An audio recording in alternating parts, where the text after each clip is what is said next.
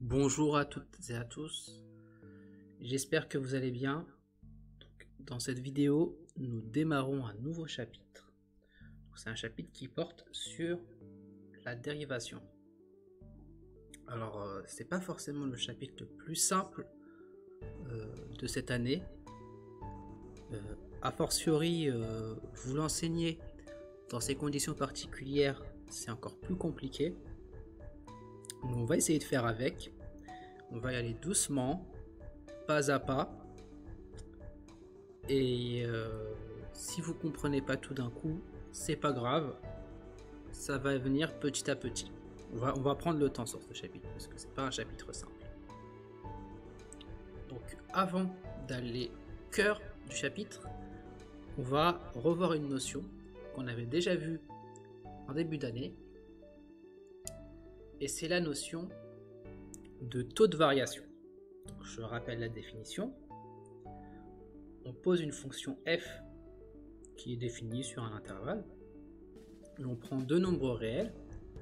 On prend un nombre x et un nombre x plus h. X plus h, c'est juste qu'on rajoute une petite valeur à h.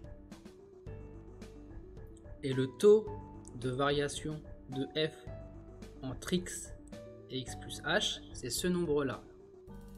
F de x plus h moins f de x plus h moins f de x, le tout divisé par h. Alors, je rappelle ce que ça veut dire. Dans taux de variation, il y a taux et il y a variation. Donc en fait, c'est quelque chose qui va quantifier, qui va nous dire de combien, ça va être un nombre en fait, et c'est un nombre, il va nous dire de combien la fonction varie entre x et x plus h. Si ce nombre est positif, c'est que la fonction, c'est qu'il y a une augmentation. Si ce nombre est positif et très grand, ça veut dire qu'il y a une très grosse augmentation, une augmentation importante. Inversement, si c'est négatif, c'est-à-dire qu'il y a une diminution. Et si c'est égal à 0, ça veut dire qu'il n'y a aucune progression, il n'y a aucun changement, on dit que c'est constant. Donc on a un exemple là. Donc on travaille avec la fonction x carré.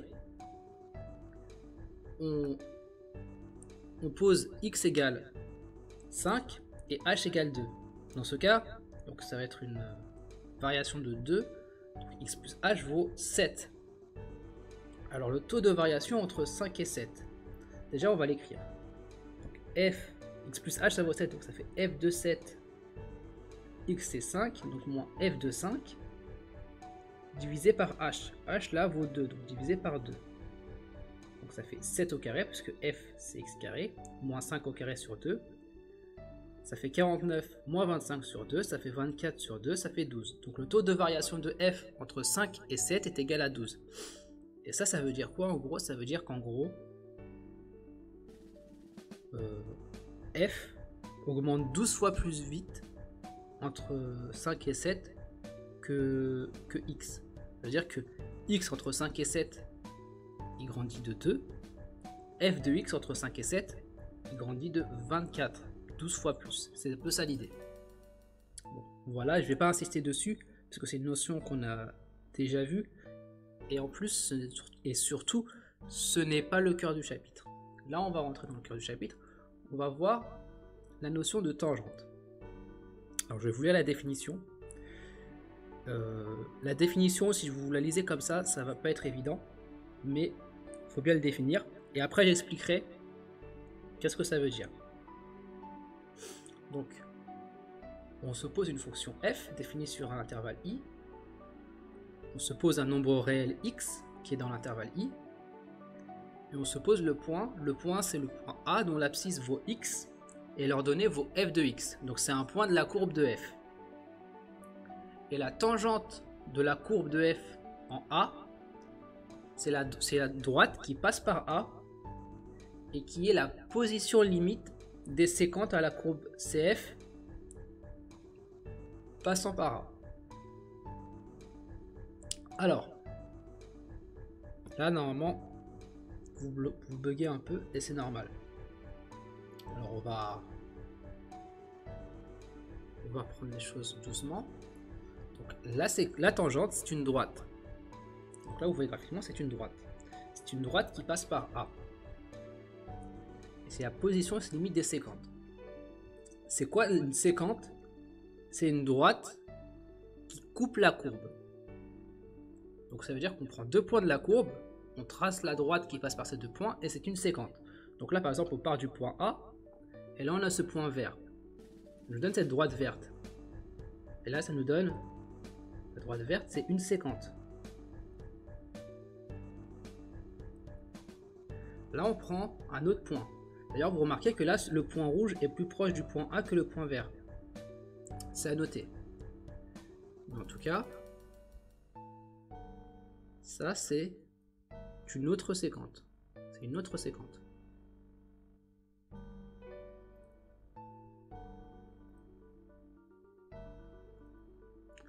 Et en fait, ce qu'il faut remarquer, c'est que à mesure que les points se rapprochent de A, les droites vont changer, vont se modifier. Donc là, vous voyez, là on a le point vert. Et si on se rapproche du point A, on passe par le point rouge. Et vous voyez que là, la droite verte, elle va passer de la position verte à la position rouge. Et si on se rapproche en plus, la droite rouge, elle va encore s'affaisser. Et si on se rapproche de A de plus en plus, de plus en plus, de plus en plus, et qu'on va jusqu'à A, on arrive à cette droite qui est la droite bleue. Et c'est cette droite-là qu'on appelle la tangente. Donc ça, la droite bleue, c'est la tangente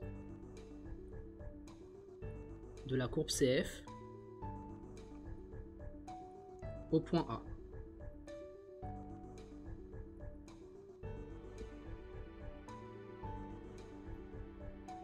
Donc en résumé, ce que j'écris là, le point vert, c'est le point le plus éloigné. Vous voyez là. Le point vert, c'est le plus éloigné de A. Et la droite verte, en un certain sens, donc c'est une séquente, elle est la plus éloignée de la tangente. La tangente, c'est la droite bleue. Ensuite, on se rapproche de A, et on passe par le point rouge. Et du coup, la droite rouge, elle se rapproche encore. Et plus on se rapproche de A, plus on se rapproche. Et une fois qu'on arrive au point A, eh bien, on attend la tangente, qui est la droite bleue. Alors, je vais vous montrer une démonstration de GeoGebra qui va vous montrer les choses de façon plus visuelle parce que c'est pas forcément évident. Donc, là, on a cette animation à GeoGebra. Donc, on a une fonction f, peu importe sa formule. Vous voyez, c'est la courbe en noir. Et donc là, on a le point A, qui correspond à ce que je disais. Et puis là, on a un autre point M qui est sur la courbe.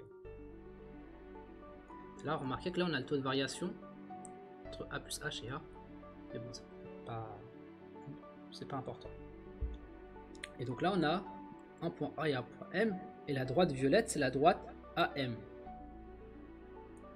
Et d'ailleurs, vous voyez que là, vous avez l'équation de la droite AM. On va revenir dessus, mais juste notez-le. Et vous voyez qu'en fait, si je bouge le point M, vous voyez bien que la droite violette, va changer de forme. Elle va changer de position. Vous voyez, ça bouge. Et donc, c'est ce qu'on va faire. On va rapprocher le point M du point A et on va voir ce que ça va donner. Donc là, on a des séquentes, et la séquente se rapproche de plus en plus d'une certaine droite au fur et à mesure que le point M se rapproche de A. Vous voyez, ça se rapproche, ça se rapproche, ça se rapproche, ça se rapproche, ça se rapproche.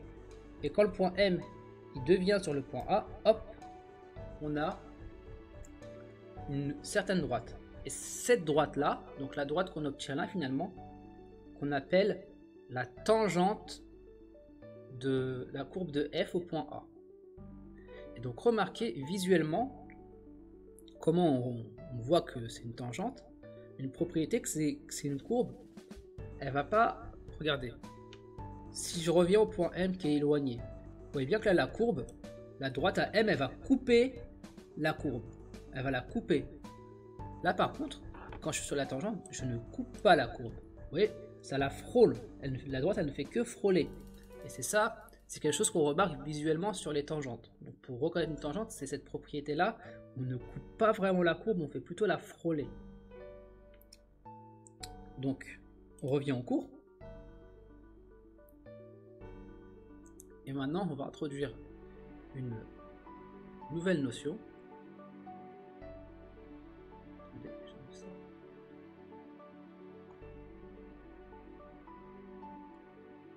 Alors, on a une fonction f et un nombre x, comme d'habitude.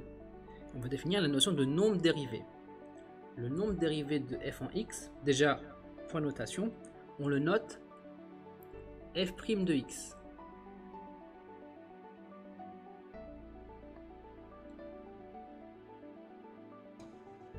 Donc ça, c'est à noter. Et c'est la limite, je lis, après je vous explique. Donc on a vu ce que c'est de variation, et c'est la limite du taux de variation entre x et x plus h quand h tend vers 0.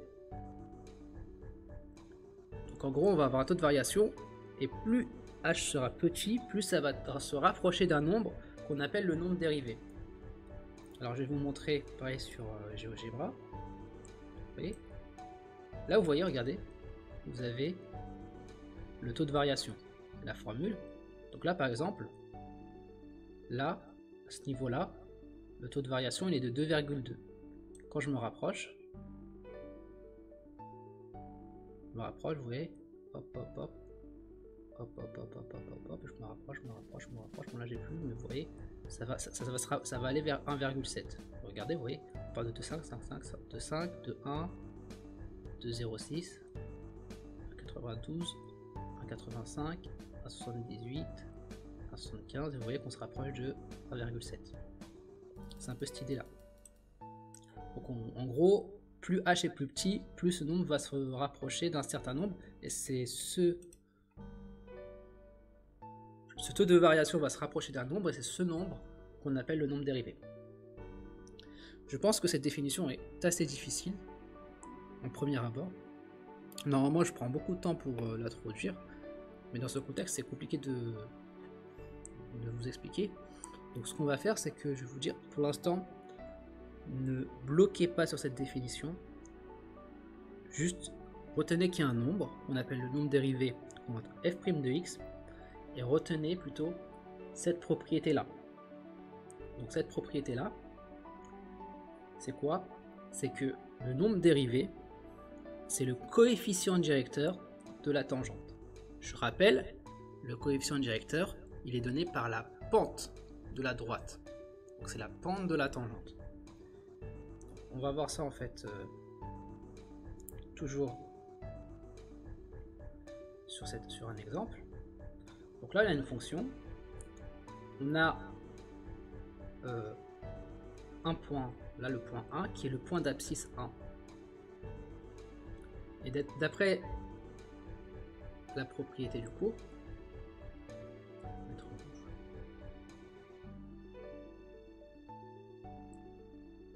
f' de 1, c'est le coefficient directeur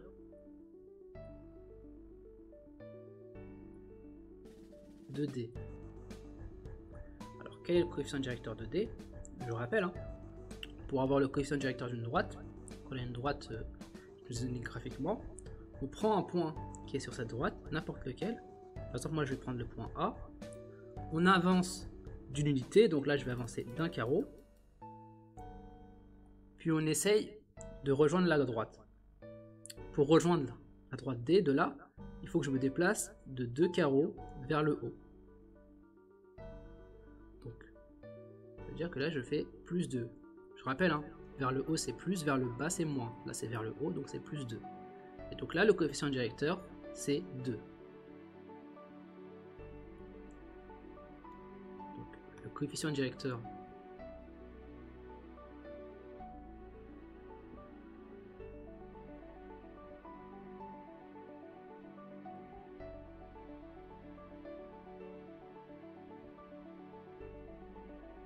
et donc comme f' de 1 c'est le coefficient directeur, on en déduit que f' de 1 est égal à 2. Ce qui est écrit là. Donc voilà. Donc là pour l'instant ce que je vais surtout vous demander c'est trouver les nombres dérivés en lisant des coefficients directeurs. Donc on revient sur GeoGebra. Donc là vous voyez que vous avez l'équation de la droite. Vous voyez là? Et je rappelle, hein, le coefficient directeur, c'est le nombre qui est devant le x dans l'équation. Par exemple, là, cette droite-là, son coefficient directeur, c'est 2,16. Du coup, on va rapprocher f de a pour avoir la tangente. Donc là, la tangente à cette équation, y égale 1,5x moins 1,45. Et donc là, le coefficient directeur, c'est 1,7. Ça veut dire quoi? Ça veut dire que f' de petit a, là, petit a, ce nombre, il vaut 1,7. Donc c'est comme ça que je vous demande d'essayer de comprendre le nombre dérivé pour l'instant. Donc maintenant, on va voir une dernière propriété, c'est l'équation de la tangente. Donc on a une fonction définie sur un intervalle, on a un nombre réel a, on pose grand A, le point de la courbe qui est d'abscisse A. Donc c'est le point d'abscisse A et d'ordonnée f de A. Alors la tangente de la courbe de f au point A, il est donné par cette équation. C'est à retenir, c'est une formule à retenir. Y égale f' de A fois x moins A plus f de A. Et je vais donner un exemple qui vous montre comment on peut utiliser cette formule pour trouver l'équation des tangentes. Donc, par exemple, on pose la fonction f qui est égale à x carré. On va travailler avec a égale 3. Alors déjà, il y a deux choses à remarquer. C'est que dans cette équation, pour pouvoir calculer cette équation, on a besoin de f' de a et f de a. Donc là égale 3. F' de 3, on sait qu'il vaut 6, on l'admet. Et f de 3, il faut le calculer, ben, c'est la fonction carré. F de 3, c'est 3 au carré qui vaut 9. Et donc maintenant, on peut appliquer la formule. Là, on applique. J'ai juste utilisé la formule de la propriété en remplaçant a par 3. Donc y, c'est f' de 3 fois x moins 3 plus f de 3. F' de 3, ça vaut 6.